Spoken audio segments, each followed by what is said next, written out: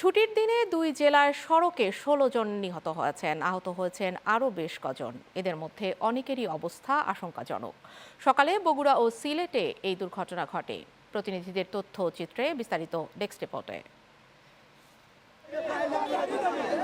বগুড়া নওগাঁ মহাসড়কের এরুলিয়া সিল্কবান্ধা এলাকায় প্রতিদিনের মতো শুক্রবার কাজের সন্ধানে সড়কের পাশে জটলা বেঁধে বসেছিলেন একদল দিনমজুর ও কৃষি শ্রমিক। হঠাৎ ঢাকা থেকে ছেড়ে আসা নওগাঁগামী একটি দূরপাল্লার দ্রুতগতির বাস নিয়ন্ত্রণ হারায়। প্রথমে সড়কের পাশে একটি বৈদ্যুতিক খুঁটিতে সজোরে ধাক্কা দিয়ে মুহূর্তের মধ্যে পাশে বসে থাকা শ্রমিকদের পিষে দেয়। বাসটি কেড়ে নেয় 7 জনের প্রাণ।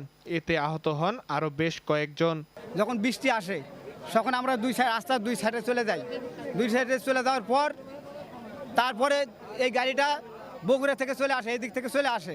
আসার পরে পুলিশের সাথে বাজা যায়। ফজর নামাজের পরই কামলার বাজার লাগে, এটা এরুলিয়া বগুড়া সদর থানার মধ্যে এরুলিয়া, এটা কামলার বাজার স্ট্যান্ড। এই গাড়িটা বগুড়ার থেকে নওগাঁ যাচ্ছিল। বুঝতেই পারলাম না, কারেন্টে পোলের সাথে বাড়ি খেয়ে মানুষের গায়ের উপর তুলে দিয়ে প্রায় ২০-২৫ জন লোক স্পটে মারা গেল। পুলিশ জানায় নিহতদের মধ্যে বগুড়ার বেলাল, গাইবান্ধার আমিনুর, নূর আলম এবং গোবিন্দগঞ্জ থানার কদমতলী ইউনিয়নের সাইদ, দিনাজপুর জেলার পার্বতীপুরের আনারুল এবং জয়পুরহাটের তাজমুল ও ফয়জার রয়েছেন। সে ঢাকাগামী গাড়ি, উনি যাচ্ছিল নওগাঁতে। যাওয়ার পথে এরুলিয়া স্কুলের এইখানে একটা অ্যাক্সিডেন্ট হয়েছে। অ্যাক্সিডেন্ট বলতে কি, এখানে কামলা যারা কামলা প্রতিনিয়ত এখানে একটা হাট বসে, কামলার একটা হাট বসে। এ ঘটনায় বিক্ষুব্ধ এলাকাবাসী মহাসড়ক অবরোধ করে বিক্ষোভ করেছেন।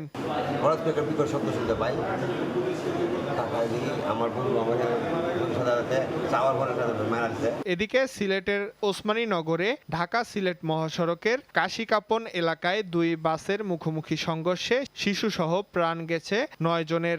স্থানীয়রা জানান, ঢাকাগামী ইউনিক পরিবহনের একটি বাসের সঙ্গে বিপরীত দিক থেকে আসা সিলেটগামী বেঙ্গল স্লিপার কোচের মুখোমুখি সংঘর্ষ হয়। এতে ইউনিক পরিবহনের বাসটি নিয়ন্ত্রণ হারিয়ে মহাসড়কের পাশে গভীর খাদে পড়ে যায়। ঘটনাস্থলেই ইউনিক পরিবহনের 7 জন যাত্রী নিহত হন।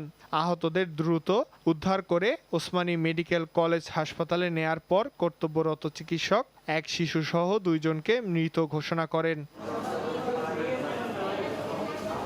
এ দুর্ঘটনায় আরও বেশ কয়েকজন আহত হয়েছেন। তাদের অনেকের অবস্থা আশঙ্কাজনক। Channel 9 news desk.